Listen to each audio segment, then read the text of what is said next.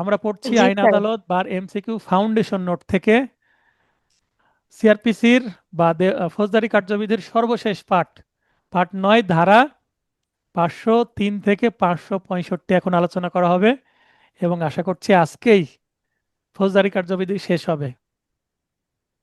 Class বোঝা যাচ্ছে তো? ইন্টারেস্টিং মনে হচ্ছে? আমার কাছে তো স্যার ভালো লাগছে। আচ্ছা, শুধু ভালো লাগলে হবে না, এই প্রয়োজনে বুঝতেও নোটে কিছু পারছি। এই যে নোটে যে কিছু কথা বলছি, কিছু কিছু লাল কালি বা গোলাপি কালি, নীল কালি, কালার পেন ব্যবহার করে কিছু নোট ভিতরে নিয়ে নেবেন। তার মানে মনে জি করেন স্যার। যে সকালে উঠে মুখ পরিষ্কার করার পর মেয়েরা কিছু মেকআপ ইউজ করে না বাইরে যাওয়ার আগে, তো আমার নোটটা আপনাদের ফ্রেশ অবস্থায় দিয়েছি, কিছু জায়গা হয়তো বা গাঢ় করে দিয়েছি, কিন্তু আপনার নোটটাকে আপনি আরো সুন্দর করেন কি করে? মেকআপ দিয়ে, বিভিন্ন রঙের কালি ব্যবহার করে আপনি আমার লাইভ ক্লাস থেকে অথবা রেকর্ডিং শোনার পরে ইউটিউবে আপনি কিছু নোট ভিতরে নিয়ে নেন, মানে আপনার নোটের মধ্যে আঁকাআঁকি করেন। আমি কি বোঝাতে পারলাম? জি স্যার। সেক্ষেত্রে কি হবে? নোটটা আরো সুন্দর হবে, আপনার আপন হবে। কেন আপন হবে? কারণ এটাতে আপনার কিছু টাচ পড়েছে। পার্লারে গেলে খরচ করলে মেয়ে দেখতে সুন্দর হয় না? বিয়ের কনেকে যেমন জি সাজানো স্যার। হয় তেমন নোটটাকে আপনার মনের মাধুরী মিশিয়ে সুন্দর করে নেন, একটু ডেভেলপ করেন, যেটা আপনার পাশের কারণ হবে। তাহলে নোটটা আপনার আপন হবে। আর আমি যে অবস্থায় দিয়েছি আপনি টাচ করলেন না, তাহলে কি হবে? মানে পড়া মাথায় কম ঢুকবে এক কথায়। জি স্যার। 503 সাক্ষীর জন্য কমিশন। এই যে এর আগে কমিশন কথাটা বললাম, কমিশনের জন্য হাজির করা যাবে 491 হ্যাবিয়াস কর্পাস দিলে। একটা ব্যক্তিকে সাক্ষ্য গ্রহণ করতে হবে, এখন সে একজন জেলে হাজির আছে, তাকে হ্যাবিয়াস কর্পাস দিয়ে নিয়ে আসা যাবে যদি গুরুত্বপূর্ণ মামলা হয়। গঠন ও কার্যবিধি, তাহলে কমিশন কিভাবে গঠন করা হবে, কার্যবিধি কি? সিপিসিতে আমরা এটা খুব ভালোভাবে জেনেছি, 75 ধারায় আছে কমিশন গঠন সম্পর্কে সিপিসির। আর এখানে 503-এ কোনো অনুসন্ধান, বিচার বা অন্য কোনো কার্যক্রমে ন্যায় বিচারের স্বার্থে কোনো সাক্ষীর জবানবন্দি গ্রহণ প্রয়োজন হলে, সাক্ষীকে হাজির করা সম্ভব না হলে, কেন? দেশের বাইরে আছে বা সে আর্মিতে চাকরি করে, ছুটি পাচ্ছে না, বড় অফিসার, তার কাছেই যেতে হবে সাক্ষী নিতে, আদালত তো নিজে যাবে না, তাহলে কমিশন প্রেরণ করবে সাক্ষ্য গ্রহণ করার জন্য। বা বিলম্ব হবে, বা ব্যয়বহুল বা অসুবিধা, বা সে খুব বড় ধরনের ডাক্তার, সে আসলে তার ক্ষতি হবে রোগীদের, বা সে একজন ডিপ্লোমেট। ডিপ্লোমেট মানে কি, কে বলতে পারবেন? কূটনৈতিক।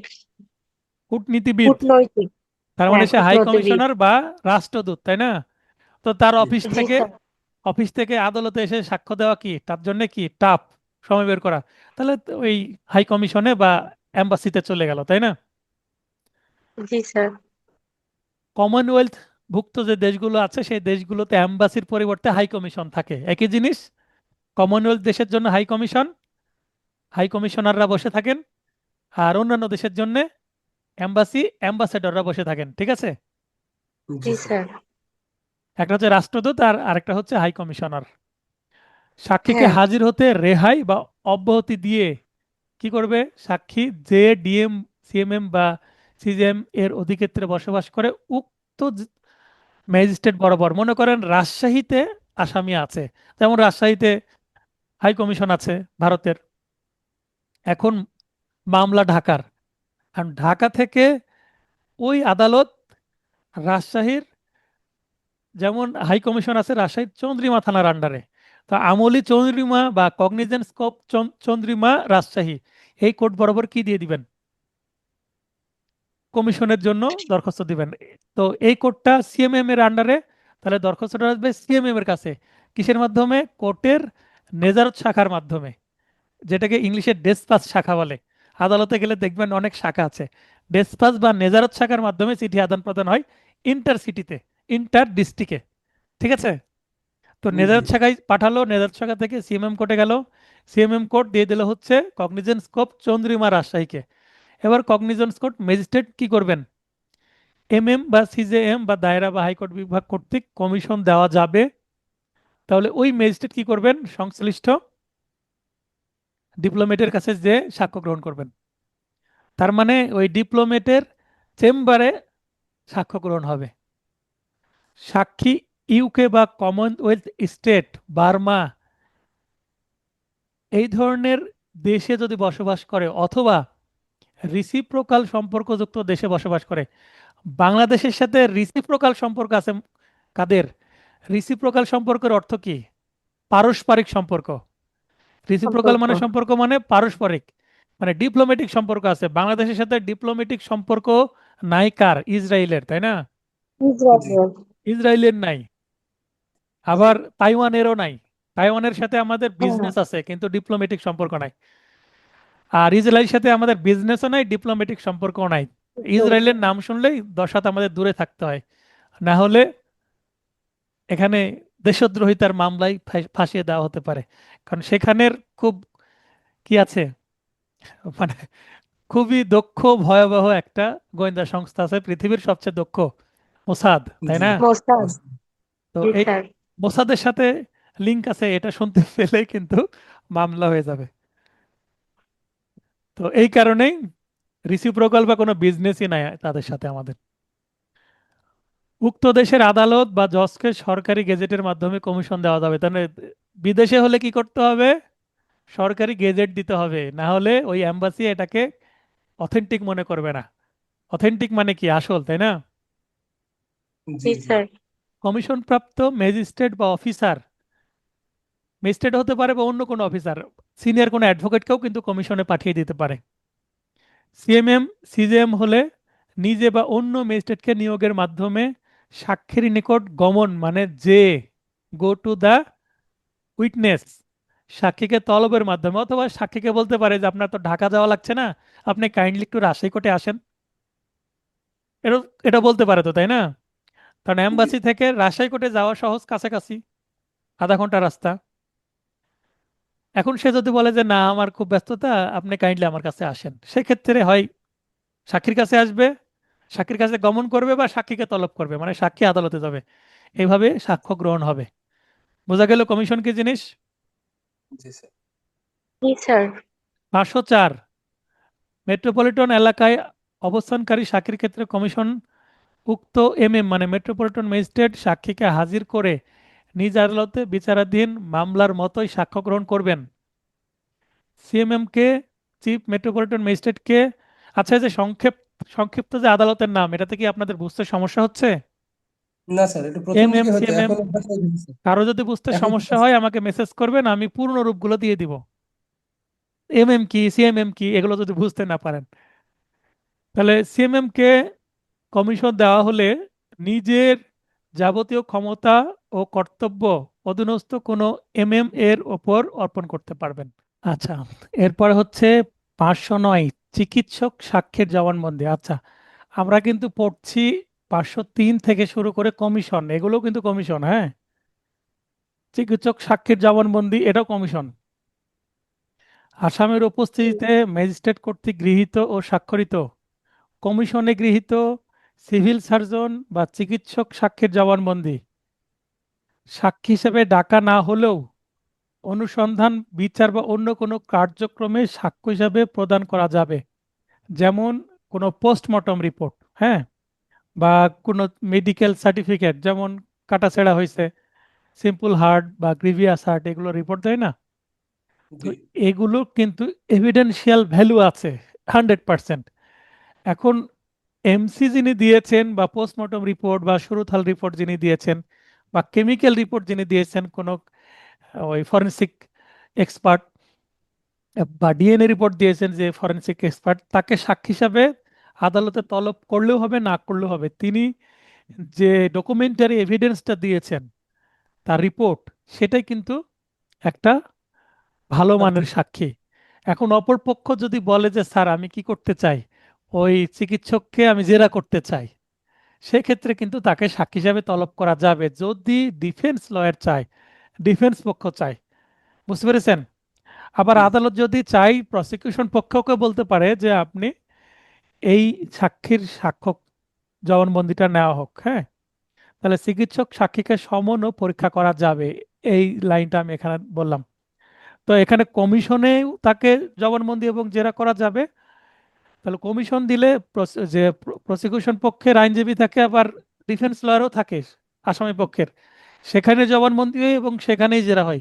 মনে রাখবেন, যেখানেই জবানবন্দি সেখানে কিন্তু জেরা করার অধিকার আছে। এখন ওই যে জি ডিপ্লোমেটের কথা বললাম এর আগে কমিশনে, ওই ডিপ্লোমেটের স্যার। হাই কমিশনে গিয়েও যদি তার কি করা হয়, হাই কমিশনের জবানবন্দি নেওয়া হয়, ওখানেও কিন্তু ডিফেন্স লয়ার যেতে পারবে ওইখানে তাকে কি করার জন্য, জেরা করার জন্য। বলতে পারলাম? জি জি তার মানে স্যার। যেখানে জবানবন্দি থাকবে সেখানে জেরা করার অধিকার অবশ্যই তৈরি হবে ডিফেন্স পক্ষের, মানে আসামি পক্ষের। সাধারণত যদি সিম্পল মামলা হয় চিকিৎসককে ডাকা হয় না, কিন্তু যদি একটু গ্রিভিয়াস বা একটু গুরুতর মামলা হয়, ইম্পর্টেন্ট মামলা হয়, সেক্ষেত্রে চিকিৎসককেও ডাকা হয়। 509A, ময়না তদন্তের রিপোর্ট। আবার যদি আসামি পক্ষ চিকিৎসকের যে মেডিকেল রিপোর্ট বা ময়না তদন্তের রিপোর্ট, পোস্টমর্টম রিপোর্ট, সেটাকে যদি চ্যালেঞ্জ করে যে এই রিপোর্টটা উনি সঠিক দেননি, তাহলে জেরা করা যাবে। আর জেরার জন্য আদালতে ডাকতে হবে, তাই না? জি তাহলে চিকিৎসক সাক্ষীকে সমন দিবে এবং পরীক্ষা করা যাবে। পরীক্ষা মানে জবানবন্দি, জেরা উভয়। ময়না তদন্তের রিপোর্ট, একটু আগে যেটা বলছিলাম, ময়না তদন্তের রিপোর্ট প্রস্তুতকারী চিকিৎসক মারা গেলে, যদি মারা যায়, ময়না তদন্ত দিয়েছে 2022 সালে, 2026 সালে এসে কি হচ্ছে, ট্রায়াল হচ্ছে মামলার, সাক্ষ্য নেওয়া হচ্ছে, এই সময় মারা যেতে পারে চিকিৎসক, মানুষ তো, তাই না? জি জি বা দেশের জি বাইরে স্যার। অবস্থান করলে, তার পড়াশোনার জন্য বা ট্রেনিং এর জন্য বা অন্য কোনো কাজে, নিজের নিজের চিকিৎসার জন্য দেশের বাইরে থাকলে, বা কোনো ট্যুরে দেশের বাইরে গেছেন, আদালতে উপস্থিত হতে অপারগ হলে তাকে তলব না করে কোনো অনুসন্ধান, বিচার বা অন্য কোনো কার্যক্রমে ময়না তদন্তটি সাক্ষ্য হিসেবে গ্রহণ করা যাবে, মানে এভিডেন্সিয়াল ভ্যালু আছে। ওই সাক্ষী আদালতে আসুক আর না আসুক, ঠিক আছে। 514, আপনারা এর সাথে সাক্ষ্য আইনের 32 ধারা লিখে রাখেন। 509A, 509 এর একসাথে 509-এর নিচে জি লিখে রাখেন সাক্ষ্য আইন 32। সাক্ষ্য আইন 32-এর সেম জিনিস আমরা পড়বো, যে যে সকল ব্যক্তিদের আদালতে হাজির করা যায় না তাদের সাক্ষ্য গ্রহণের প্রসিডিউর কি। 8 প্রকার ব্যক্তির ক্ষেত্রে এটা কিন্তু না নিয়ে আসলেও হবে। জি স্যার। 514, জামিননামা বা বাজেয়াপ্তির ক্ষেত্রে মুচলেকাবদ্ধ ব্যক্তি কর্তৃক জামিননামার টাকা পরিশোধ না করা হলে, এই যে একটু আগে আমি বলছিলাম, জামিনের ক্ষেত্রে যে গ্যারেন্টর, স্থানীয় জামিনদার বললো ঠিক আছে জামিন দেন, স্থানীয় জামিনদার হলো, জামিনে মুক্তি পেল, জামিনে মুক্তি পেয়ে সে পলাতক হয়ে গেছে, হুম, এবং সে অন্য কোনো অপরাধে জড়িত হয়ে গেছে, সেক্ষেত্রে জামিনদারকে বলবে যে 5,000 টাকার বন্ডে জামিন মঞ্জুর করা হয়েছিল, এখন 5,000 টাকা আদালতে জমা দেন। যদি জমা না দেয় তাহলে 6 মাস পর্যন্ত দেওয়ানি কারাগারে আটক রাখা যাবে। আমরা কি আইন পড়ছি? ফৌজদারি কার্যবিধি, এখানে দেওয়ানি কেন আসলো বলেন, কে ব্যাখ্যা দিতে পারবেন? আর প্রথমত যে যে আপনার জামিনদার হয়েছিল আর কি, সে তো আপনার ক্রিমিনাল অফেন্স করেনি। আর দ্বিতীয়ত যেহেতু মানে অর্থনৈতিক লেনদেন, এই কারণে কি স্যার? হ্যাঁ, আপনি হ্যাঁ অলমোস্ট স্যার। Almost correct. এখানে জরিমানার কথা বলা হয়েছে, তাই না? জি হ্যাঁ। জরিমানা কিন্তু সিভিল নেচারের বিষয়, আর ক্রিমিনাল নেচারে বলে ফাইন বা অর্থদণ্ড, তাই না? জি জি তাহলে কম্পেনসেশন দিচ্ছে না, তাই দেওয়ানি কারাগারে আটক রাখতে হবে। তার মানে এটা সিভিল নেচারে ম্যাটার। তাহলে দেওয়ানি কারাগারে আটক রাখার ক্ষমতা কিন্তু ওই ক্রিমিনাল কোর্টেরও আছে। এই প্রশ্ন জি যদি করা হয় লিখিত পরীক্ষায়, তাহলে আমাদের এই 514 ধারার বিধান মতে এই অতটুকু উত্তর দিলেই হবে। বলতে পারলাম? আচ্ছা বা জি স্যার। ভাইভাতে যদি প্রশ্ন করে, বলেন তো ম্যাজিস্ট্রেট কি কোনো ব্যক্তিকে দেওয়ানি কারাগারে আটক রাখতে পারে কিনা, সিভিল প্রাইজনে রাখতে পারে কিনা? পারে। পারি। কোথায় আছে? 514 ধারায় 6 মাস পর্যন্ত। খুব ইন্টারেস্টিং জায়গা না? জি জি জি জি স্যার। আবার আমরা দেখেছি, হায়দার ভাই কথা বলতে চাচ্ছেন?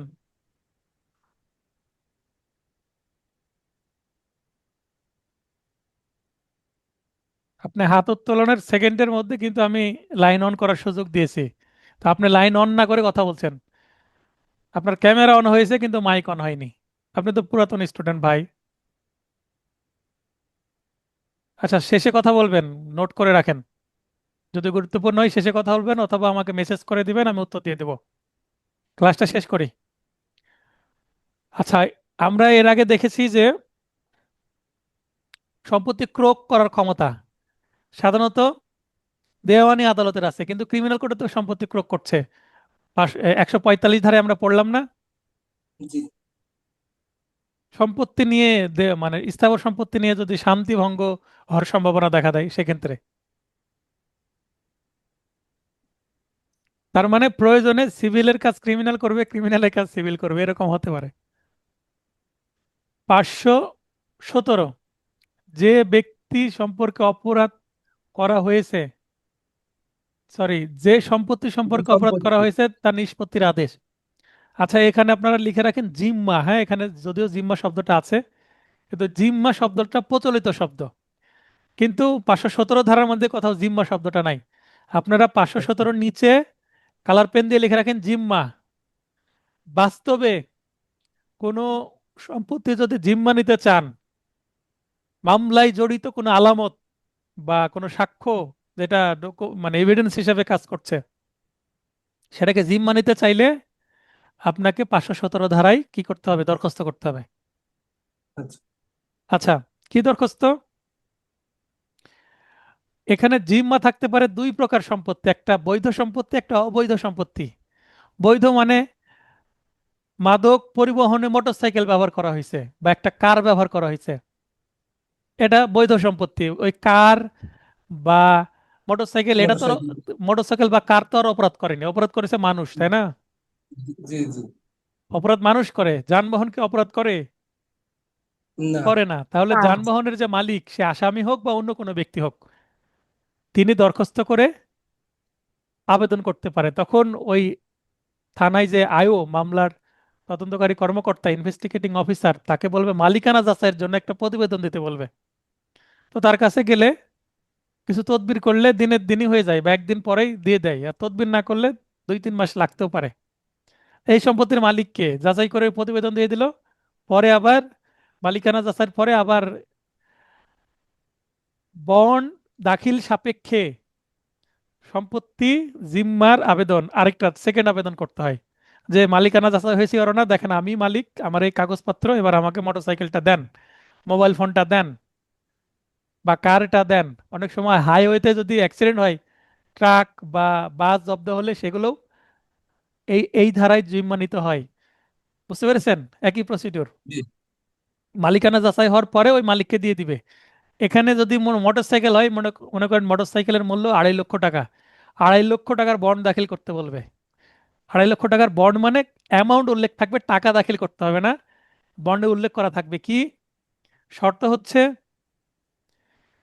যে যদি মামলায় কখনো প্রয়োজন হয় এই আলামতটি, মানে মোটরসাইকেল বা মোবাইল ফোন সাক্ষ্য হিসাবে দেখানোর জন্য সাক্ষীর কোনো পর্যায়ে, জেরা বা জবানবন্দিতে, তাহলে তাকে নোটিশ দিলে যথাসময়ে আদালতে ওই আলামতটি বা জব্দকৃত পণ্যটি বা সম্পত্তিটি সে হাজির করতে হবে। হাজির করতে বাধ্য থাকিবে।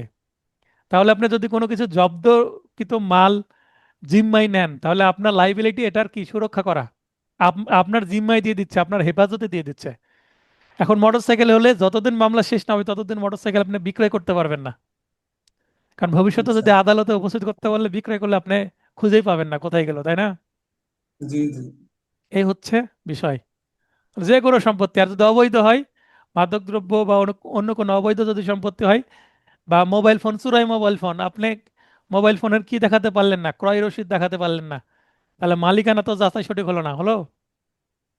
জি তাহলে জি জি। আপনার এনআইডির সাথে মালিকের নাম মিলছে না, আপনাকে দিবে না, তাহলে এই মোবাইল ফোনটা অবৈধ হয়ে যাবে। তাহলে স্যার মোবাইল ফোনটা এক্ষেত্রে যদি বলেন। স্যার এক্ষেত্রে যদি কোনো ব্যক্তি ওই মোটরসাইকেল কিনে নেয়, মানে বিষয়টা না জেনে, সেক্ষেত্রে তার কি কোনো হ্যাসেল আছে স্যার? অবশ্যই আছে। আচ্ছা। এখানে তার কোনো হ্যাসেল নাই যদি ক্রয় সঠিকভাবে হয়, যে বিক্রয় করছে তার হ্যাসেল।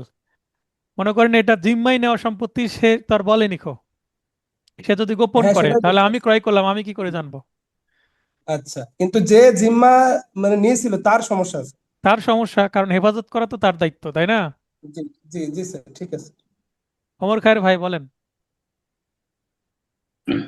স্যার যদি কোনো আইনজীবী কোনো গাড়ির জিম্মা নেয়, ওই পরে আর মালিকরে আর গাড়ি না পাওয়া যায়, পরে কি আইনজীবীর? আইনজীবী কেন নিবে? আইনজীবী কি মালিক সম্পত্তির? না, আইনজীবী জিম্মা যদি দিয়ে দিচ্ছে, ঠিক আছে, আমি গাড়ি এবং ইয়ার ড্রাইভ সবকিছু আপনার জিম্মা দিয়ে দিলাম। না, কখনো আইনজীবীর জিম্মা দেয় না। এখানে পার্সোনাল বন্ড দিতে হয়। আপনি যখন জিম্মা নেবেন মোটরসাইকেল, কার, মোবাইল ফোন, আসামির কাছে যা যা পাওয়া যায় সব কিন্তু কি করা হয়, জব্দ করা হয়, সিজ করা হয়। তো সিজার লিস্ট থেকে যা যা আছে সেগুলো আবেদন করলে পার্সোনাল বন্ড দিতে হয়। বুঝতে আর পেরেছেন? মালিকের জিম্মা যদি দেয় স্যার, মালিকের জিম্মা যদি দেয়, যে পরে মালিকের গাড়ি না পাওয়া গেলে? মালিকই তো জিম্মা নিতে পারবে, মালিক ছাড়া অন্য কোনো ব্যক্তি জিম্মা পাবেই না। কিন্তু এখন তো ওনার পাওয়া যাচ্ছে না, আপনার, উনি দেশের আমি বাইরে আছে, প্রশ্ন বুঝতে গাড়ি পারিনি। বিক্রি করে দিয়েছে। উনি দেশের বাইরে আছেন, দেশের বাইরে থেকে গাড়ি কি করে বিক্রি করবেন? না, দেশে থেকে উনি বিক্রি করে চলে গেছে, এখন মামলা কিন্তু ইয়েতে গাড়ি নিয়ে হাজির হওয়ার জন্য নির্দেশ দিচ্ছে আদালত। হুম। এখন কিন্তু কি করণীয় স্যার? এখন তো যেহেতু মালিকও নাই, গাড়িও নাই, কোনো কিছুই নেই, মালিক হ্যাঁ, দেশের বাইরে। তাহলে মালিক দেশের বাইরে, মামলা হওয়ার পর উনি জিম্মা নিয়ে বিক্রয় করেছেন, তাই তো? জি স্যার।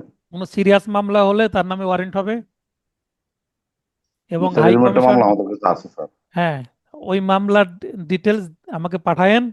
ওটা কি চলছে এটা নিয়ে জি পরে স্যার, গল্প হবে, ঠিক আছে? ঠিক আছে স্যার, জি। এই স্পেশাল তো ধন্যবাদ স্যার। ঘটনা ঘটবেই, সমাজ জীবন জটিল না। জি স্যার, জি জি। এই কারণে তো অ্যামেন্ডমেন্ট হয় আইন, ঘটনা জি পরিবর্তন হয়, স্যার। অ্যামেন্ডমেন্ট হয়। এখন আর পরিস্থিতি ক্যানন দেখবে স্যার যে তো এইটা। মানে তবে আমি আপনাকে বলি, 99% মামলায় জিম্মাই নেওয়া কিন্তু ওই সম্পত্তি আর কি আদালতে হাজির করার দরকার হয় না।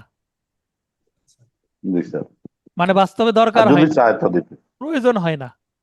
বুঝতে পেরেছেন? মানে প্রয়োজনীয়তা খুব একটা দেখা দেয় না। তো অবৈধ সম্পত্তি যদি হয়, হ্যাঁ, মাদকদ্রব্য হয়, সেক্ষেত্রে কিন্তু এটা অবশ্যই আলামত হিসেবে জব্দ দেখাতে হয়। বা কোনো অস্ত্র হয়, দেশীয় অস্ত্র, লাঠি, হাসুয়া, তারপরে আপনার জি স্যার। রড, এগুলো কিন্তু থাকবে। এগুলোকে জিম্মা নিয়ে কি করবে, তাই না? এগুলো তো জি মূল্যবান স্যার। কোনো কিছু না। ঠিক আছে, কি বলছিলেন ঠিক আছে কামরুজ্জামান স্যার। ভাই? স্যার আমি বলছিলাম স্যার ক্যাননস অনুযায়ী তো এমনিতে বিরোধী বিষয়বস্তু মানে আইনজীবীদের তো নেওয়া নিষেধ। এখানে আইনজীবীর জিম্মাই দিবেই না কো। জি জি। আইনজীবী যা সাবমিট করবে বন্ডটা, আইনজীবী লাইবিলিটি এখানে নাই। অনুসন্ধান বা বিচার সমাপ্ত হবার পর, অনুসন্ধান হচ্ছে বিচার সমাপ্ত হয়ে গেছে, এখন এটা ধ্বংস করে ফেলবে। কি ধ্বংস করে ফেলবে? মাদকদ্রব্য ধ্বংস করে না, ফেন্সিডিল, মদ, জি এগুলা জি স্যার। দেখেন না, পোড়াই ফেলে। জি স্যার। জি তারপর স্যার। বুলডোজার দিয়ে পিষে ফেলে। ঠিক আছে? জব্দ বা দাবিদারকে প্রদান, তার মানে ওই যে ধ্বংস বা জব্দ করে রাখবে আর দাবিদারকে প্রদান করবে। এখন যদি অবৈধ মাল হয় ধ্বংস করবে, কিন্তু অবৈধ মাল যদি না হয়, আবার দাবিদারও নাই, মনে করেন একটা মোটর সাইকেল জব্দ হয়েছে আর দাবিদারও নাই, আবার এটা ধ্বংস করার তো দরকার নাই, মোটর সাইকেল তো আর অবৈধ হয় না, তখন কি হয়? নিলামে বিক্রয় হয়। নিলামে বিক্রয় হতে দেখেননি? জি স্যার, হাজার দেখেছি। হাজার গাড়ি ভরে রয়েছে থানাতে। মালখানাতে যে জিনিসগুলো পড়ে থাকে সেগুলো কিন্তু মামলা নিষ্পত্তি হওয়ার পরে সময়ে সময়ে কি হয়? নিলামে বিক্রি হয়। 2.5 লক্ষ টাকার মোটর সাইকেল 50,000-এ পাওয়া যায়। বা অন্যভাবে নিষ্পত্তির আদেশ, মানে সম্পত্তিটা কি তার উপর ডিপেন্ড করে প্রয়োজনে একটা আদেশ দিবে, মানে যেমন অবস্থা তেমন ব্যবস্থা করবে আর কি। তাহলে বুঝতে পারলেন জব্দকৃত মালের ক্ষেত্রে কি কি হতে পারে। জি স্যার। হাইকোর্ট জি দায়রা স্যার। জজের এমন আদেশ কার্যকরীকরণে নিজস্ব অফিসার ব্যর্থ হলে,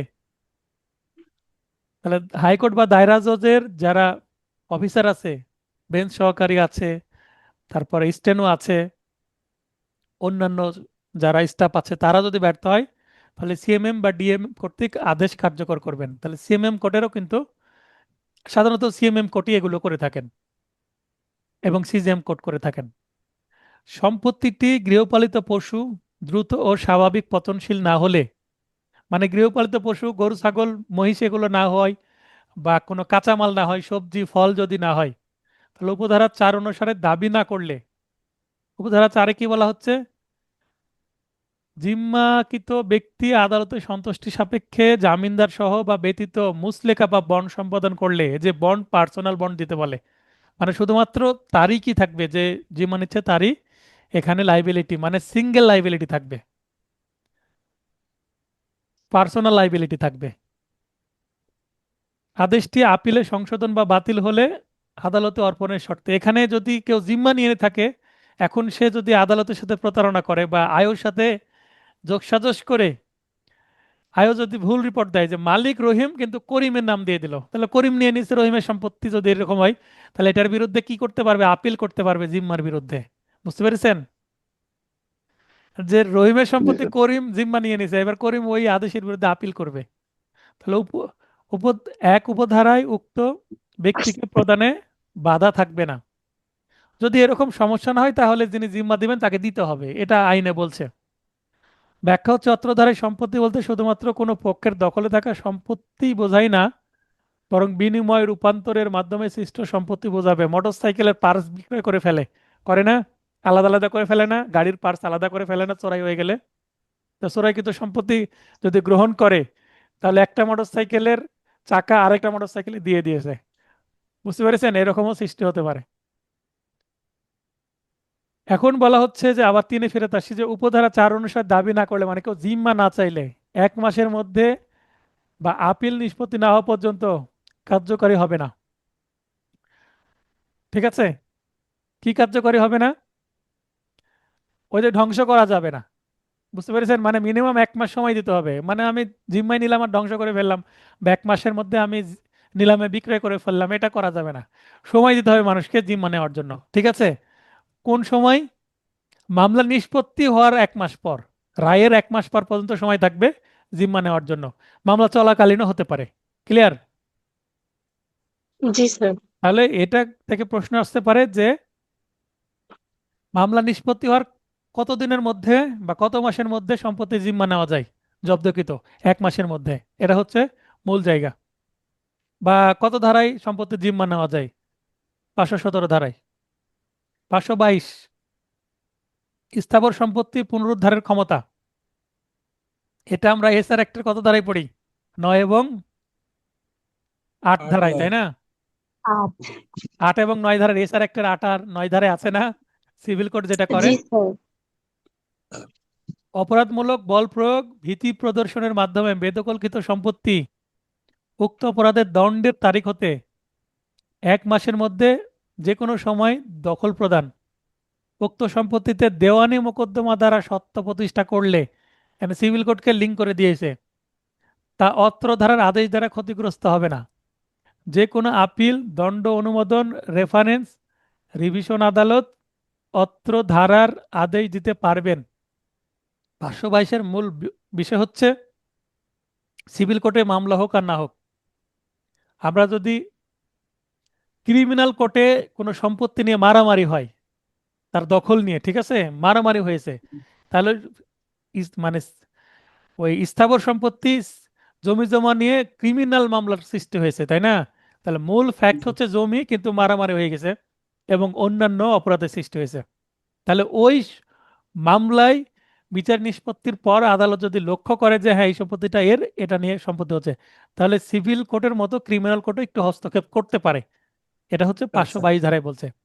আর যদি সিভিল কোর্টে এখানে 842 ধারায় মামলা থাকে, যেমন সত্য প্রতিষ্ঠার কথা বলা হচ্ছে এসআর অ্যাক্টের 8 ধারার, সেক্ষেত্রে এই আদেশ দ্বারা ক্ষতিগ্রস্ত হবে না, মানে সিভিল কোর্টই উপরে থাকবে। সিভিল কোর্টে মামলা হলে 522 ধারা তাতে ক্ষতিগ্রস্ত, মানে 522 ধারা সিভিল কোর্টের ওই আদেশের উপরে প্রিভেল করবে না, তার মানে সিভিল কোর্টই উপরে থাকবে। বুঝতে পেরেছেন? প্রাধান্য পাবে সিভিল কোর্ট। প্রাধান্য পাবে সিভিল কোর্ট। বর্তমানে কিন্তু 2022 সালে আরেকটা আইন এসেছে, সেটা স্থাবর সম্পত্তির সংক্রান্ত অপরাধ, তাই না? এই আইনে কিন্তু মামলা করলে 522 ধারাটা আরো রেলিভেন্ট হয়ে যায়। 524 জব্দকৃত সম্পত্তির দাবিদার 6 মাসের মধ্যে তা দাবি না করলে সরকারের হেফাজতে চলে যাবে। তাহলে এখানে আমরা দেখলাম যে 1 মাসের মধ্যে বা আপিল নিষ্পত্তি না হওয়া পর্যন্ত কার্যকরী করা যাবে না। কোন ক্ষেত্রে? সম্পত্তিটি গৃহপালিত পশু, দ্রুত ও স্বাভাবিক পতনশীল না হলে এই ক্ষেত্রে। আর অন্যান্য হ্যাঁ ক্ষেত্রে এখানে বলা হচ্ছে 6 মাস। ঠিক আছে, জব্দকৃত সম্পত্তির দাবিদার 6 মাসের মধ্যে দাবি না করলে মামলা শেষ হওয়ার, জাজমেন্টের আপিল যদি হয় আপিলও শেষ হওয়ার 6 মাসের মধ্যে দাবি না করলে এই সম্পত্তি সরকারের কাছে চলে যাবে। তখন সম্পত্তি কি করবে? নিলাম করবে, এর আগে বললাম যেটা, তাই না? যদি বৈধ সম্পত্তি হয় নিলাম করবে, আর অবৈধ হলে ধ্বংস করে দেবে। জি স্যার।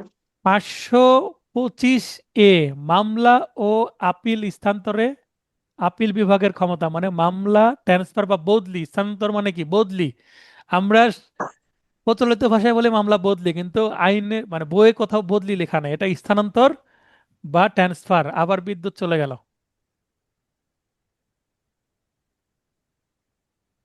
দেখি কতক্ষণ চলে। ন্যায় বিচারের লক্ষ্য উন্নয়ন বা পক্ষসমূহ বা সাক্ষীদের সুবিধার উদ্দেশ্যে কোনো বিশেষ মামলা আপিল স্থানান্তর করার আদেশ দিবেন। আপিল বিভাগ কর্তৃক হাইকোর্টের এক বেঞ্চ হতে অন্য বেঞ্চে, কোনো ফৌজদারি আদালত হতে অন্য ফৌজদারি আদালতে একই বা উচ্চতর এমনভাবে ব্যবস্থা গৃহীত হবে যেন প্রকৃতপক্ষে ওই আদালতে মামলা রুজু বা আপিল দায়ের বা উপস্থিত হয়েছিল। মনে করেন যে মামলা বদলি হওয়ার পর বদলিকৃত নতুন আদালত এমনভাবে বিচার করবে বা আপিল বা রিভিশন শুনানি করবে যেন মনে হয় যে এখান থেকে শুরু হয়েছে। তার মানে বদলি হলেও মামলার বিচারে বা আপিল শুনানিতে কোনো কি হবে না, ক্ষতি হবে না। ঠিক আছে। আর বদলির ক্ষেত্রে কোথায় আবেদন করব, এখানে আপনার একটু নোট নিতে পারেন। মনে করেন রাজশাহী থেকে, রাজশাহীর একটা কোর্ট থেকে রাজশাহীরই আরেকটা কোর্টে আমি মামলা বদলি করব। মনে করেন মেট্রোপলিটন ম্যাজিস্ট্রেট 5 থেকে মেট্রোপলিটন ম্যাজিস্ট্রেট 2-এ মামলা বদলি করতে চাচ্ছি। তাহলে মহানগর দায়রা জজের কাছে আমি কি করব? আবেদন করব। বুঝতে পারলেন? জি অ- অথবা আমি সিএমএম কোর্টে আবেদন করব, চিফ মেট্রোপলিটন ম্যাজিস্ট্রেট কোর্টে আবেদন করব। ঠিক আছে। যুগ্ম জেলা জজ, যুগ্ম দায়রা জজ 1 থেকে যুগ্ম দায়রা জজ 2-এ করলে দায়রা জজ আদালতে আবেদন করব। তার মানে তখন দায়রা জজ। রাজশাহীর জি ইন্টারনাল কোনো আদালতের এক কোর্ট থেকে আরেক কোর্টে হলে ওই কোর্টে আবেদন করতে হবে। আর যদি সেইটা রাজশাহী থেকে আমি নাটোরে নিয়ে যাব বা ঢাকা থেকে রাজশাহীতে আসবো, মানে ইন্টার জেলা, ঠিক আছে, ইন্টার ডিস্ট্রিক্ট, তখন হাইকোর্ট। সেক্ষেত্রে জি আমাকে হাইকোর্টে যেতে হবে। জি বুঝতে পেরেছেন? হাইকোর্টে আবেদন করলে এক জেলা থেকে অন্য জেলায় মামলা যায়। আমি রাজশাহী থেকে নাটোরে মামলা করব, আমি তাহলে কোথায় আবেদন করব? রাজশাহীর দায়রা জজে না নাটোরের দায়রা জজে? তাহলে নাটোরের দায়রা জজ কখনো রাজশাহীর দায়রা জজকে নির্দেশ দিতে পারে না, কারণ তারা জি সমপর্যায়ের, তাই না? জি হাইকোর্ট জি নির্দেশ দিবে রাজশাহীর যে আপনি এটা নাটোরে পাঠাই দেন, তখন কথা শুনবে। বুঝতে পেরেছেন? জি স্যার। জি এই স্যার। হচ্ছে বিষয়। স্যার গৃহীত বানানটা একটু রেড হাইলাইটেড করেন। আচ্ছা আচ্ছা, ধন্যবাদ ভাই। তাহলে গৃহীত একটা লাল করি, পরের প্রিন্টে এটা বানান ঠিক হয়ে যাবে। এখানে রিকার হবে। 526 হাইকোর্ট কর্তৃক মামলা স্থানান্তর, ট্রান্সফার, স্বয়ং বিচার করার ক্ষমতা। স্থানান্তরের হেতু এখানে 5টি কারণ আছে, এই কারণে মামলাগুলো স্থানান্তর হয়। পড়ে নেবেন, বুঝতে না পারলে আমি বুঝিয়ে দেব। আর যার ভিত্তিতে 3টি, মানে কেউ আবেদন করলো না নিজে থেকে এই বিষয়ে, যেমন নিম্ন আদালতের রিপোর্টের ভিত্তিতে, স্বার্থ সংশ্লিষ্ট কোনো পক্ষের দরখাস্তের ভিত্তিতে বাদী বা আসামি পক্ষ যদি দরখাস্ত করে বদলির জন্য, তাহলে, অথবা হাইকোর্ট নিজ উদ্যোগে মানে সুমোটো হয়ে, এই সুমোটো বানান তখন বলছিলাম, মানে ওই যে ভাইরাল হয়ে গেল, ন্যাশনাল ক্রাইসিস তৈরি করলো, ইস্যু হলো, তখন হাইকোর্ট এটা নিজ থেকে কি করতে পারেন? বদলি করে দিতে পারেন এক কোর্ট থেকে অন্য কোর্টে, বা নিজের কাছে নিয়ে আসতে পারেন। একই দায়রা বিভাগের আদালত সময় একটি হতে অন্যতে মামলা স্থানান্তরে করতে প্রথমে দায়রা আদালতে দরখাস্ত দাখিল করতে হবে, যেটা আমি বললাম। দায়রা জজ তা অগ্রাহ্য করলে অতঃপর হাইকোর্ট বিভাগে দরখাস্ত দাখিল করা যাবে। আচ্ছা, আমি দায়রা 1 থেকে দায়রা 2-এ মামলা কি করব? মানে অতিরিক্ত দায়রা 1 স্থানান্তর থেকে করবো। অতিরিক্ত দায়রা 2-এ করব। আমি দায়রা আদালতে দরখাস্ত দিলাম, কিন্তু দায়রা আদালত শুনলেন না, না মঞ্জুর করলেন, তখন আমি হাইকোর্টে যেতে পারবো। বুঝতে জি পেরেছেন? হ্যাঁ জি স্যার। ভিন্ন দায়রা বিভাগের আদালত সময় একটি হতে অন্যতে মামলা স্থানান্তর করতে সরাসরি হাইকোর্ট বিভাগে দরখাস্ত দাখিল করতে হবে। অলরেডি এটা আমি ব্যাখ্যা করে দিয়েছি, তাই না? জি ভিন্ন জি দায়রা স্যার। মানে ভিন্ন জেলার দায়রা। এমন প্রত্যেকটি দরখাস্ত পক্ষগণকে এফিডেভিটের মাধ্যমে দাখিল করতে হবে। যদি অ্যাটর্নি জেনারেল এই দরখাস্ত করে তাহলে এফিডেভিট লাগবে না, তাছাড়া বাংলাদেশের সকল ব্যক্তিরই লাগবে। বুঝতে পেরেছেন? আচ্ছা, জি। এমন দরখাস্ত আসামি করলে দরখাস্তের বিরোধিতাকারীকে ক্ষতিপূরণ প্রদানের শর্তে জামিনদার সহ বা ব্যতীত বন্ড সম্পাদন করবে। মানে দরখাস্ত করলো আসামি, এখন মামলা বদলি হয়ে গেল, এখন বাদীর যদি ক্ষতি হয়, মনে করেন আসামির বাড়ি নওগাঁ, আসামি চাচ্ছে ঢাকার মামলা নওগাঁতে স্থানান্তর করতে, কিন্তু বাদীর বাড়ি কোথায়? ঢাকায়। এই কারণে আচ্ছা, ঢাকায় মামলা করেছে। এখন যদি বাদীকে বলে যে ঠিক আছে আপনাকে ক্ষতিপূরণ বাবদ আপনার যাতায়াত খরচ এত টাকা দেওয়া হবে, 1 লক্ষ টাকা আপনাকে দেওয়া হবে, সেক্ষেত্রে এই শর্ত যদি আপনি মেনে নেন তাহলে বদলি হবে। আসামি যদি বলে যে আমি 1 লক্ষ টাকা দিব তাও বদলি হোক। বুঝতে পেরেছেন? মানে এখানে একটা কম্প্রোমাইজের বিষয় থাকবে। এমন দরখাস্তের নোটিশ পিপিকে দিতে হবে নোটিশ ও শুনানির মধ্যে কমপক্ষে 24 ঘন্টা সময় পরই আদেশ দেওয়া যাবে। মানে দরখাস্ত দিল, পিপিকে নোটিশ দেওয়া হলো, নোটিশ পাওয়ার পর শুনানির জন্য 24 ঘন্টা মিনিমাম সময় দিতে হবে। মানে যেদিন দরখাস্ত সেদিন শুনানি হবে না, মিনিমাম একদিন পরে। তুচ্ছ বিরক্তিকর মর্মে অগ্রাহ্য দরখাস্তের জন্য দরখাস্তকারী বিরোধিতাকারীকে অনধিক 1,000 টাকা ক্ষতিপূরণ প্রদান করে। মানে এমন দরখাস্ত দিয়েছে আসলে মনে করেন বাদী এবং আসামির দুইজনের বাড়ি ঢাকা, এখন আসামি চাচ্ছে মামলাটা নিয়ে যেতে নীলফামারীতে, এটা অযৌক্তিক না? জি, জি। তাহলে অপরপক্ষ অবশ্যই অপরপক্ষ যদি বাধা দেয় তাহলে 1,000 টাকা পাবে। অনধিক 200 টাকার বন্ড সম্পাদন পূর্বক উপযুক্ত সময়ের মধ্যে দরখাস্ত দাখিল করতে 8 ও 10, এই যে এখানে 8 ও 10 উপধারা আছে, হ্যাঁ, উপধারাটা আমি এই এক লাইনের মধ্যে নিয়ে আসছি, ঠিক আছে? আচ্ছা, 526 বি, দায়রা জজ কর্তৃক মামলা স্থানান্তরের ক্ষমতা। এটা পড়ে নেবেন, খুবই সহজ, বুঝতে পারবেন না, হাইকোর্টের মতোই। 528, দায়রা জজ কর্তৃক সহকারী বা অধস্তন, অতিরিক্ত ও যুগ্ম। আচ্ছা, সহকারী শব্দটা কিন্তু ক্রিমিনাল কোর্টের ক্ষেত্রে প্রযোজ্য না। সহকারী জজ, সিনিয়র সহকারী জজ, এগুলো কিন্তু দেওয়ানি মামলার ক্ষেত্রে দেওয়ানি বিচারক বা সিভিল কোর্ট এগুলো। তো দায়রা জজ যদি বলা হয় যে সহকারী দায়রা জজ কোনটা, সহকারী দায়রা জজ আসলে দুইটা। সহকারী দায়রা জজ দুইটা হচ্ছে, অতিরিক্ত দায়রা জজ ও যুগ্ম দায়রা জজকে সহকারী দায়রা জজ বলা হচ্ছে। কেন? কারণ অতিরিক্ত দায়রা জজ এবং সহকারী যুগ্ম দায়রা জজ কিন্তু ওই দায়রা জজের সহকারী হিসেবে কাজ করেন। তাই দায়রা জজের নিকট হতে মামলা ফিরিয়ে নেওয়া বা তলব করা। তার মানে দায়রা জজ যদি কোনো মামলা যুগ্ম দায়রা জজের কাছে বা অতিরিক্ত দায়রা জজের কাছে বদলি করে দেয়, আবার চাইলে দায়রা জজ তার কাছ থেকে মামলা ফেরতও নিতে পারে। মানে আমি দিয়েছিলাম, আমি আবার ফেরত নিলাম, কারণ তার কাছে বিচার ঠিকভাবে হচ্ছে না, যে তার কাছ থেকে নিয়ে নিজে বিচার করতে পারেন অথবা অন্য আরেকটা আদালতে দিয়ে দিতে পারেন। অতিরিক্ত 1 থেকে অতিরিক্ত 2-এ দিয়ে দিলেন বা 3-এ দিয়ে দিলেন, বা যুগ্ম 2 থেকে যুগ্ম 1-এ দিয়ে দিলেন, বা যুগ্ম থেকে নিয়ে অতিরিক্ততে দিয়ে দিলেন, বা নিয়ে নিজের কাছে রেখে বিচার করলেন। যুগ্ম দায়রা জজ হতে প্রত্যাহার বা উইথড্র, এটাকে তলব করা বলতে উইথড্র করা বা ফিরিয়ে নেওয়া বা রিকল করা, মামলা রিকল। অতিরিক্ত দায়রা জজ হতে শুনানির পূর্বে ফিরিয়ে নেওয়া বা তলব করা যাবে। ফিরিয়ে নেওয়া বা প্রত্যাহারকৃত মামলা মানে উইথড্র করা মামলা বা আপিল মামলা হতে পারে, আপিলের ক্ষেত্রে হতে পারে। আপিল শুনানির জন্য অতিরিক্ততে দেওয়া হলো, ওইটা আবার ফিরিয়ে নিতে পারেন। তাহলে তিনি নিজে শুনানি করবেন অথবা অন্য আদালতে আবার বদলি করে দিবেন শুনানির জন্য, বা বিচারের ব্যবস্থা করবেন। সিএমএম, সিজেএম, ডিএম কর্তৃক অধস্তন আদালতের মামলা প্রত্যাহার বা উইথড্র বা ফিরিয়ে নেওয়া বা তলব করা। তার মানে এই ক্ষমতা কিন্তু সিএমএম, সিজেএম এবং ডিএম মানে ডিস্ট্রিক্ট ম্যাজিস্ট্রেটরা আছে। মনে করেন কোনো এডিএম কোর্টে বা কোনো নির্বাহী ম্যাজিস্ট্রেটে যদি মামলা করা হয়, তাহলে কোনো কারণে যদি জেলা ম্যাজিস্ট্রেট বরাবর দরখাস্ত করা হয়, তাহলে তিনি আবার ফিরিয়ে নিয়ে এক কোর্ট থেকে অন্য কোর্টে বদলি করে দিতে পারেন, অথবা নিজে বিচার করতে পারেন, অথবা ফিরিয়ে নেওয়া বা প্রত্যাহারকৃত মামলা নিজে বা অন্য আদালতে অনুসন্ধান বা বিচারের ব্যবস্থা করবেন। তার মানে আমরা 426 বি তে দায়রা জজের ক্ষমতা দেখলাম ট্রান্সফার করার, ঠিক 528-এ দায়রা জজের আরেকটু ক্ষমতা উইথড্র এবং ফিরিয়ে নেওয়া বা তলব করার বিষয়টা দেখলাম, বা রিকল করার। তো এই ধরনের ক্ষমতা কিন্তু কার থাকবে? সিএমএম, সিজেএম এবং ডিএম এরও থাকবে। তার মানে মামলা বদলির দরখাস্ত কিন্তু সিএমএম কোর্টেও দেওয়া যায়।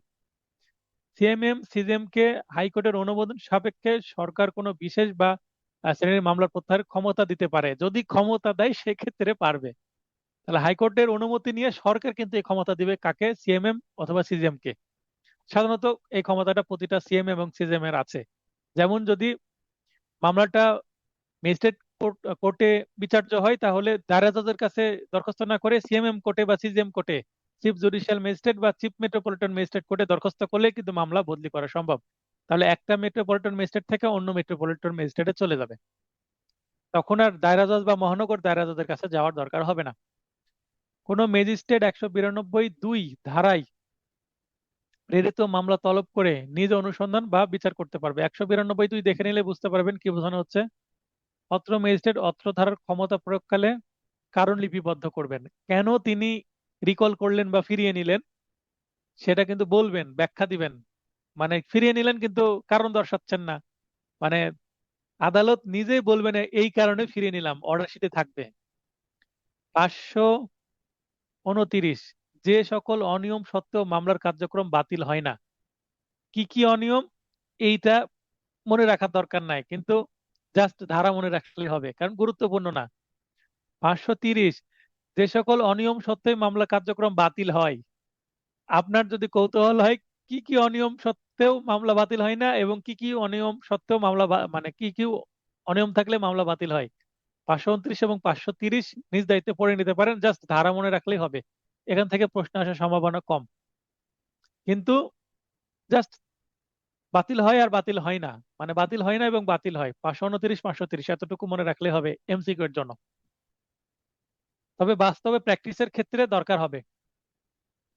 535, অভিযোগ বা চার্জ প্রণয়ন না করার ফল। তো অভিযোগ বা চার্জ প্রণয়ন না করার ফল এটাও কিন্তু একটা নিয়ম অনিয়মের মধ্যেই পড়ে। এটা স্পেশাল কাইন্ড অফ অনিয়ম বা ইরেগুলারিটিস। মানে প্রসিডিউরাল মিস্টেক যদি হয়, যদি চার্জ প্রণয়ন হয়নি, মানে চার্জ গঠনই হয়নি, সাক্ষী শুরু হয়ে গেছে, আপিল বা রিভিশন আদালতে যদি মনে হয় যে এর ফলে ন্যায় বিচার ব্যাহত হয়নি, মানে চার্জ গঠন হয়নি কিন্তু মামলার বিচার হয়ে গেছে, আসামির খালাস পেয়ে গেছে বা আসামির দণ্ড হয়ে গেছে, তাহলে কি করবে? আপিল করবে। অপরপক্ষ আপিল করে আপিল আদালত যদি দেখে যে চার্জই গঠন করেনি বিচারিক আদালত, মনেই নাই, রায় দিয়ে দিয়েছেন, যদি দেখে যে না চার্জ গঠন করলে একই রায় আসতো, অর্থাৎ সিদ্ধান্ত একই থাকতো, সেক্ষেত্রে সিদ্ধান্ত বা দণ্ডাদেশ বাতিল হবে না। তার মানে অবৈধ হবে না, চার্জ গঠন না করলেও রায় বহাল থাকবে। আর আপিল বা রিভিশন আদালত যদি মনে করে যে এর ফলে ন্যায় বিচার ব্যাহত হয়েছে, চার্জ গঠন না করলে আসামি কিন্তু কনফিউজড হয় যে কি মামলায় তার বিচার হচ্ছে, বুঝতে না পারে অনেক সময়, যদি আইনজীবী নিয়োগ করা না থাকে বা আইনজীবীরও ভুল হতে পারে। আবার একটা আসামির বিরুদ্ধে যদি একাধিক মামলা থাকে, সে বুঝতে পারে না যে আজকে কোন মামলার আমার চার্জ গঠন হচ্ছে। কিন্তু যখন চার্জ গঠনের সময় উচ্চারণ করা হয় যে আপনি এত তারিখে অমুক জায়গায় এই এই কাজ করে অপরাধ করেছেন, আপনার বিরুদ্ধে এই আইনের এত ধারায় চার্জ গঠন করা হলো, বলেন আপনি দোষী না নির্দোষ, তখন সে বুঝতে পারে যে হ্যাঁ আজকে আমার কি কাজে কি অপরাধের জন্য বিচার হচ্ছে। তো এটা একটা খুবই জরুরি বিষয়। যদি কনফিউজড হয় এবং এর কারণে ন্যায় বিচার ব্যাহত হয় তাহলে অবশ্যই চার্জ প্রণয়নপূর্বক পরবর্তী কার্যক্রম পুনরায় শুরুর আদেশ দেন। আপিল বা রিভিশন আদালত কি করবেন? চার্জ গঠন করবেন, চার্জ গঠন করার পর নিজেই সাক্ষ্য নিতে পারেন, অথবা এটা আবার বিচারক আদালতে ফেরত পাঠিয়ে দেবেন যে চার্জ গঠন করে দিলাম, এবার আবার বিচার করেন। 539, যে সকল আদালতে বা ব্যক্তির নিকট এফিডেভিট করা যায়, মানে এফিডেভিট কোথায় কোথায় করা যেতে পারে। এফিডেভিট আমরা বারবার বলি বা হলফনামা বা শপথনামা যেটাই বলি না কেন, বা অঙ্গীকার পত্র। হাইকোর্টের কোনো অফিসারের বা জুডিশিয়াল এর নিকট বিচার্য এফিডেভিট ও শপথ বা সত্যায়ন। শপথ বা সত্যায়ন বা এফিডেভিট একই বিষয়, কাছাকাছি। তো এখানে হাইকোর্ট বা এর কোনো অফিসারের নিকট, যেমন রাজশাহীতে জুডিশিয়াল ম্যাজিস্ট্রেট যতগুলো আছে তার জন্য একজন দায়িত্ব থাকেন এফিডেভিট করার, মেট্রোপলিটন আদালতের জন্য একজন থাকেন মেট্রোপলিটন ম্যাজিস্ট্রেট। তো এনারাই কিন্তু এই অফিসার বা জুডিশিয়াল বা মেট্রোপলিটন ক্ষেত্রেও প্রযোজ্য। তার মানে আমরা যেটাকে বলি কোর্টের এফিডেভিট, হাইকোর্ট বা রাষ্ট্রীয় করণিক বা হাইকোর্ট কর্তৃক এই উদ্দেশ্যে নিযুক্ত কমিশনার বা অন্য কোনো ব্যক্তি, যেমন আমরা নোটারি পাবলিক বলে থাকি সমগ্র বাংলাদেশের জন্য, তারাও কিন্তু এফিডেভিট করতে পারে। 2 নম্বর পয়েন্টে যেটা বলা হলো, কোন জজ বা বাংলাদেশ কোর্ট অফ রেকর্ডের এফিডেভিট গ্রহণকারী কমিশনারের নিকট সিভিল কোর্টের যে সেরেস্তাদার তিনিও কিন্তু এফিডেভিট করাতে পারেন, তার কাছেও কিন্তু এফিডেভিট হয়। যেমন আমরা যখন মামলার কোনো দরখাস্ত দিই, পিটিশন দিই, যেমন ইনজাকশনের পিটিশন দেব, তখন এই যে পিটিশনে দরখাস্ত করছেন তাকে কিন্তু সেরেস্তাদারের কাছে নিয়ে যেয়ে একটা এফিডেভিট করতে হয় 10 টাকার কোর্ট ফি দিয়ে, ডেমিতে, ডেমি বা কার্টিস পেপারে। তারপরে যদি কোনো মামলায় এখন বর্তমানে কি করতে হচ্ছে, আরজি এফিডেভিট আকারে জবানবন্দি দিতে হচ্ছে, তো এটাও কিন্তু সেরেস্তাদার এফিডেভিট করে দিচ্ছেন। তো কারা কারা এফিডেভিট করতে পারেন সেটা বুঝতে পারলেন। সাধারণত কোর্ট, তারপরে নোটারি পাবলিক আর সেরেস্তা, এগুলো আমরা বাস্তবে দেখি। 539 বি, স্থানীয় পরিদর্শন, লোকাল ইনভেস্টিগেশন বা ইনকোয়ারি। জজ লোকাল, এখানে হবে পরিদর্শন, ইন্সপেকশন হবে এখানে, লোকাল ইন্সপেকশন। জজ বা ম্যাজিস্ট্রেট কর্তৃক পক্ষসমূহকে যথাযথ নোটিশ দিয়ে অনুসন্ধান মানে ইনকোয়ারি, বিচার মানে ট্রায়াল, অন্য কোনো কার্যধারার যে কোনো পর্যায়ে মামলার প্রদত্ত সাক্ষ্য যথাযথভাবে উপলব্ধি করতে ও সঠিক সিদ্ধান্তে উপনীত হতে অপরাধ সংগঠনের স্থান অর্থাৎ ঘটনাস্থল বা ক্রাইম স্পটে সংশ্লিষ্ট বা ক্রাইম সিন, যেখানে মানে যে জায়গায় ঘটনাটা ঘটেছে, সংশ্লিষ্ট অন্য যে কোনো স্থান বা ঘটনার সাথে রিলেটেড কোনো যদি স্থান যেখানে যাওয়া দরকার পরিদর্শন করতে পারেন এবং উক্ত বিষয়ে একটি স্মারকলিপি বা মেমোরান্ডাম তৈরি করতে পারেন। 540 বলা হচ্ছে গুরুত্বপূর্ণ সাক্ষীকে সমন দ্বারা আহ্বান বা উপস্থিত ব্যক্তির জবানবন্দি গ্রহণের ক্ষমতা। অনুসন্ধান বা বিচার বা অন্য কার্যক্রমে যে কোনো পর্যায়ে কোনো আদালত যে কোনো ব্যক্তিকে সাক্ষী হিসেবে সমন দ্বারা আহ্বান করতে পারবেন এবং কোনো সাক্ষী সমনে উপস্থিত না হলেও উপস্থিত ব্যক্তিদের জবানবন্দি গ্রহণ করা যাবে।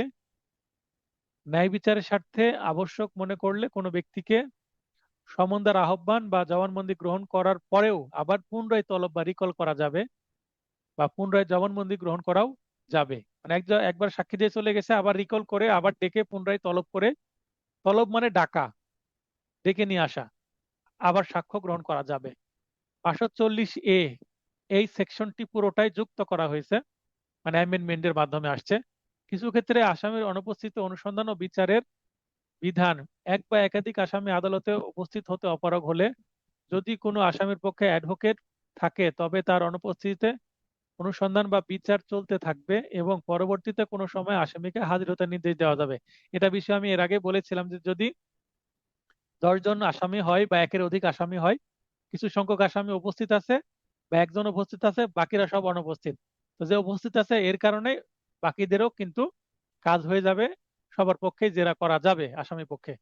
যদি পরবর্তী উক্ত আসামিকে হাজির করা না হয় তবে কার্যক্রম স্থগিত রাখা ও উক্ত আসামির জন্য পৃথক বিচারের ব্যবস্থা করে আদেশ দেওয়াও যাবে। তার মানে কোনো আসামি দীর্ঘদিন পালিয়ে থাকে, এটা কেন করা হয়েছে বুঝতে পারছেন? এখন অনেকেই বাংলাদেশ থেকে পালিয়ে বিদেশে বসে আছেন না, তো তাদের জন্য যেন কোনো মামলার রায় আটকে না থাকে, প্রয়োজনে তারা বাইরে থাক, পালিয়ে থাক। 100 জন 200 জন আসামি করা হয়েছে, 4-5 জন যাদেরকে ধরা হয়েছে তাদের বিরুদ্ধে মামলা চলতে থাকবে, রায় হয়ে যাবে, তাদেরকে কারাদণ্ড দেওয়া হবে বা ফাঁসি দেওয়া হবে, যা দেওয়া হবে হবে, বা খালাস দেওয়া হবে। আর রায় দেওয়ার পরে যদি আবার এই মামলার অন্যান্য আসামিরা যদি পরে তাদেরকে পাওয়া যায়, পলাতক হওয়ার পরে একসময় যদি আসে, পুনরায় ওই মামলাটা চালু করে তাদের বিরুদ্ধে বিচার করা হবে। তাহলে এটা খুবই মানে বাংলাদেশের যে বর্তমান অবস্থা তার সাথে প্রয়োজনীয় একটা সেকশন যুক্ত করা হয়েছে। তদন্তের যে কোনো পর্যায়ে বা জামিনে মুক্ত আসামিকে তদন্তের বিষয়ে শুনানির ধার্য তারিখ পর্যন্ত ব্যক্তিগত হাজিরা হতে অব্যাহতি দিতে পারবে, অর্থাৎ জামিন নিয়ে গেছে ব্যক্তিগত হাজিরা মওকুফ করা যাবে। এটা বিষয়ে আমরা এর আগেও একটা সেকশন দেখেছি 205 ধারায়। 541 কারাদণ্ডের স্থান নির্ধারণের ক্ষমতা। কারাদণ্ডপ্রাপ্ত ব্যক্তিকে কোথায় আটক রাখা হবে তা নির্ধারণ করবে সরকার। কে করবে? সরকার। মনে করেন রাজশাহীর আসামি, রাজশাহী আদালতে জায়গা নাই, বাড়ি রাজশাহী। এখন সে যদি রাজশাহীতে, তার 5 বছরের জেল হয়েছে, রাজশাহীতে যদি থাকতো কারাগারে, তাহলে তার আত্মীয় স্বজনরা নিয়মিত দেখা করতে পারতো, কারণ তার আত্মীয় স্বজনের বাসা কি রাজশাহীতে। কিন্তু রাজশাহীতে জায়গা নাই। তাহলে আদালত কি মানে সরকার নির্দেশ দিবে যে এই এখানে 500 জন কয়েদিকে কি করা হোক, ময়মনসিংহে কি করে দেওয়া হোক, ট্রান্সফার করে দেওয়া হোক। তাহলে তারা আসামি এখানকার, কিন্তু চলে যাবে ময়মনসিংহ, তার আত্মীয় স্বজনরা ময়মনসিংহে যেতে সমস্যা হবে। তো সরকার চাইলে এটা করতে পারে, যদি স্থান সংকুলন না হয়, মানে যদি চাপাচাপি হয়ে যায়, থাকা সমস্যা না হয়, মানে সমস্যা হয়ে যায় সেই ক্ষেত্রে, বা বিশেষ কারণেও করতে পারে। দেখা যাচ্ছে যে একটা জেলখানায় রাখলে ওখান থেকে সে পালিয়ে যেতে পারে, বা তাকে ওই এমন সে ভয়াবহ একজন ব্যক্তি যে জেলখানায় আক্রমণ করে তাকে ছিনিয়ে নিতে পারে। সিনেমাতে দেখেন না যে এই যে ভয়াবহ কোনো আসামি বা জঙ্গি, তাকে উদ্ধার করার জন্য তার পুরো টিম চলে আসছে। তো যদি ছোট কোনো জেলা হয়, তাহলে ছোট জেলখানা, সেখানে নিরাপত্তার ব্যবস্থা কম থাকতে পারে, তাহলে বড় জেলখানায় পাঠিয়ে দেবে, যেমন ঢাকায় পাঠিয়ে দিবে, যেখানে নিরাপত্তা বেশি। এরকম হতে পারে যদি দুর্ধর্ষ আসামি হয়। 540, এখানে অ্যামেন্ডমেন্ট হয়েছে, অভিযোগকারী, সাক্ষী বা ভিকটিমের খরচ ও সুরক্ষা কোনো অনুসন্ধান, তদন্ত, বিচার বা অন্য কোনো কার্যধারার অংশগ্রহণের জন্য সরাসরি তহবিল হতে অভিযোগকারী বা সাক্ষী বা ভিকটিমের খরচ পাবে। তার মানে, তো সরি, সরকারি, সরাসরি না, সরকারি তহবিল হতে। তার মানে সরকার কিন্তু এই সাক্ষী বা ভিকটিমকে কিন্তু খরচ দিবে, যেটাকে বলে অ্যালাউয়েন্স বা টিএডি আমরা বলি, যাতায়াতের খরচ, যাতায়াত এবং খাওয়ার খরচ টিএডিএ দেওয়া। অনেক সময় চাকরির ভাইভাতে গেলে দেয়, আবার অনেক সময় উল্লেখ করা হবে টিএডিএ দেওয়া হবে না। সংক্ষুব্ধ ব্যক্তির আবেদনের প্রেক্ষিতে বা আদালত নিজ উদ্যোগে কোনো ফৌজদারি কার্যধারা যে কোনো পর্যায়ে অভিযোগকারী, সাক্ষী ও ভিকটিমের সুরক্ষা বা নিরাপত্তার জন্য প্রয়োজনীয় পদক্ষেপ নিতে আদেশ দিতে পারবেন। এটা কিন্তু যুক্ত করা হয়েছে। 548, কার্যধারা নকল, রায়, আদেশ দ্বারা ক্ষতিগ্রস্ত বা সংক্ষুব্ধ ব্যক্তির আবেদন ক্রমে খরচাসহ কপি বা নকল প্রদান, বিশেষ ক্ষেত্রে বিনামূল্যেও দেওয়া যাবে। নকল নিয়ে কি করি আমরা? আপিল করি, মিসকেস করি, রিভিশন করি, বা নকল রেখে দিই বাসায়।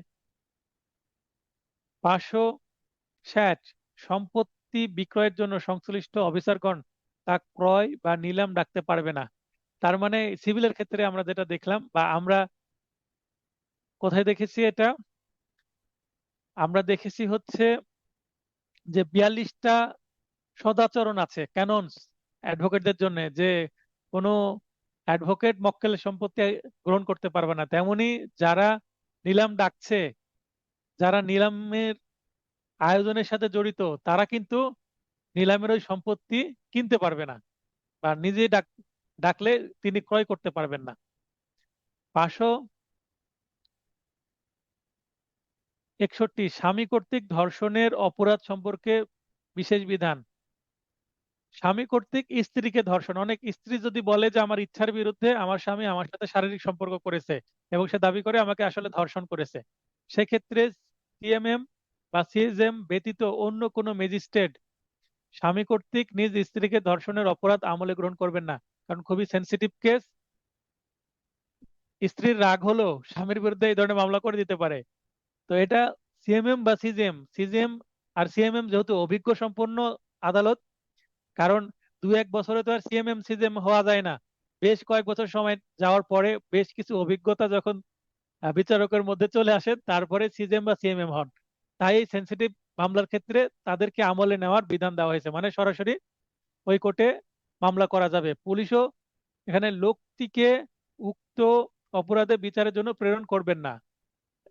সিজেএম এবং সিএমএম মানে চিফ জুডিশিয়াল ম্যাজিস্ট্রেট এবং চিফ মেট্রোপলিটন ম্যাজিস্ট্রেট ছাড়া পুলিশ ইন্সপেক্টর পদের নিম্ন পদস্থ অফিসারকে তদন্তের জন্য নিযুক্ত করাও যাবে না। অর্থাৎ সাব ইন্সপেক্টর তদন্ত করতে পারবেন না, মিনিমাম ইন্সপেক্টর বা তার উপর লেভেলের অফিসার লাগবে।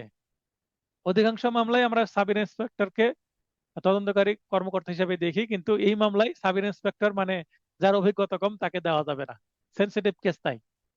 561A খুবই গুরুত্বপূর্ণ একটি সেকশন, হাইকোর্টের অন্তর্নিহিত বা সহজাত ক্ষমতা। এর আগে আমরা দেওয়ানি কার্যবিধির 151 ধারায় দেখলাম সহজাত ক্ষমতা, যেটা সকল আদালতের ছিল। সহকারী জজ, সিনিয়র সহকারী জজ, যুগ্ম জেলা জজ, অতিরিক্ত জেলা জজ, হাইকোর্ট, আপিল বিভাগ, মানে বাংলাদেশে যত কোর্ট আছে সিভিল সবারই কিন্তু 151 ধারা অনুসারে, দেওয়ানি কার্যবিধির 151 ধারা অনুসারে সহজাত ক্ষমতা ছিল। কিন্তু ফৌজদারি সহজাত ক্ষমতা শুধুমাত্র হাইকোর্টের আছে, যেটা 561A অনুসারে। ইনহেরেন্ট পাওয়ার, এই ইনহেরেন্ট পাওয়ার কিন্তু এই হাইকোর্টকে কোয়াশমেন্ট করার কি দেয়, ক্ষমতা দেয়। কোয়াশমেন্ট শব্দটা সিআরপিসির কোথাও পাবেন না, এটা একটা প্র্যাকটিস শব্দ। কোয়াশমেন্ট শব্দের অর্থ বাতিল করা। ফৌজদারি কার্যবিধির অধীন যে প্রদত্ত কোনো আদেশ কার্যকরীকরণে, অর্থাৎ নিজ কোর্টের বা অন্য কোনো কোর্টের আদেশ কার্যকরী করছে না, আদেশ কার্যকরী করতে বাধ্য করতে, কোনো আদালতের কার্যক্রমে অপব্যবহার রোধ করবে, মানে পাওয়ার অ্যাবিউজ করছে সেটা রোধ করতে, বা ন্যায় বিচার নিশ্চিত করার লক্ষ্যে। তার মানে সিভিলের ক্ষেত্রে আমরা 2টা দেখেছিলাম, আর ক্রিমিনালের ক্ষেত্রে 3টা ক্ষেত্রে। উল্লেখিত 3টি ক্ষেত্রে মহামান্য হাইকোর্ট বিভাগ অন্তর্নিহিত ক্ষমতা প্রয়োগ করতে পারবেন। জাস্ট মহামান্য হাইকোর্ট বিভাগের অন্তর্নিহিত ক্ষমতা নিয়ে যদি লেখা হয়, একটা পুরো মোটা বই লিখে ফেলা যাবে। কিন্তু আমি জাস্ট এমসিকিউ এর জন্য এতটুকুই। রিটেনের জন্য অবশ্য 2 পেজের বা 3 পেজের আমার একটা কি আছে, একটা নোট আছে যে অন্তর্নিহিত ক্ষমতা সম্পর্কে আলোচনা করুন। ডিটেল একটা সম্ভবত 3 পেজ কি 2 পেজের আমি লিখেছি সংক্ষিপ্ত আকারে, 15 নম্বরের। 565 আজকের সর্বশেষ সেকশন, পূর্বে দণ্ডিত অপরাধীদের ঠিকানা অবগত করার ক্ষমতা। কোনো ব্যক্তি বা বাংলাদেশের আদালতে 3 বছর বা তার অধিক কারণে দণ্ডিত হবার পর পরবর্তীতে আবারও 3 বছর বা ততোধিক কারণে দণ্ডিত হলো, মানে 565 ধারায় যেটা বলা হচ্ছে, পূর্বে দণ্ডিত অপরাধীদের ঠিকানা অবগত করার ক্ষমতা। কার ক্ষমতা? হচ্ছে আদালতের ক্ষমতা। কোনো ব্যক্তি বাংলাদেশের আদালতে 3 বছর সশ্রম বা বিনাশ্রম অথবা ততোধিক কারাদণ্ডে দণ্ডিত হবার পর পরবর্তীতে আবার 3 বছর সশ্রম বা বিনাশ্রম অথবা ততোধিক কারাদণ্ডে দণ্ডিত হবার পর, মানে 3 বছর বা তার বেশি কারাদণ্ড পেয়েছে কোনো অপরাধের মাধ্যমে এবং সে কারাভোগ করেছে, কারাভোগ করার পর হয়তো বা জেল খেটে বের হয়ে গেছে, বের হওয়ার পর আবার সে কোনো না কোনো অপরাধ করছে। তার মানে সে একজন হ্যাবিচুয়াল অফেন্ডার বা অভ্যাসগত অপরাধী, তার মানে অপরাধ করার তার কাজ।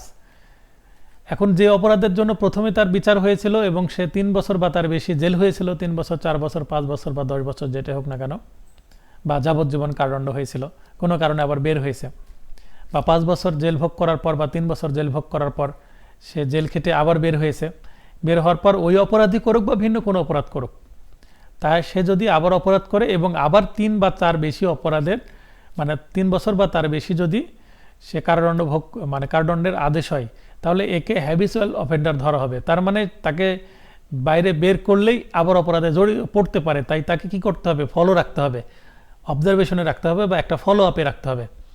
যেমন কোনো যদি রোগী ডাক্তারের কাছে যায়, তাহলে চিকিৎসা দেওয়ার পরে বলে যে 15 দিন পর আসুন বা 1 মাস পর আসুন, তো এটাকে কি বলে? ফলো আপে রাখা। অর্থাৎ উনি দেখবেন যে এই রোগটা ঠিক হচ্ছে কিনা বা সেরে যাচ্ছে। হয়তোবা 3-4 বার আসার পরে হয়তোবা আর আসা লাগবে না, কমপ্লিটলি চিকিৎসা হয়ে যাওয়ার পরে, এটাকে ফলো আপ বলা হচ্ছে।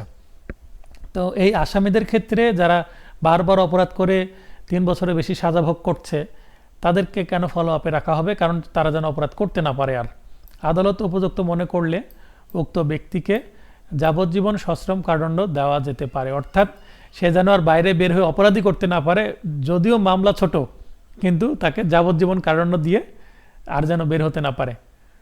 যাবজ্জীবন না দিলে উক্ত 3 বছর সশ্রম বা বিনাশ্রম বা ততোধিক কারাদণ্ডের মেয়াদ উত্তীর্ণ, অর্থাৎ সাজা ভোগ হবার তারিখ হতে অনধিক 5 বছর পর্যন্ত,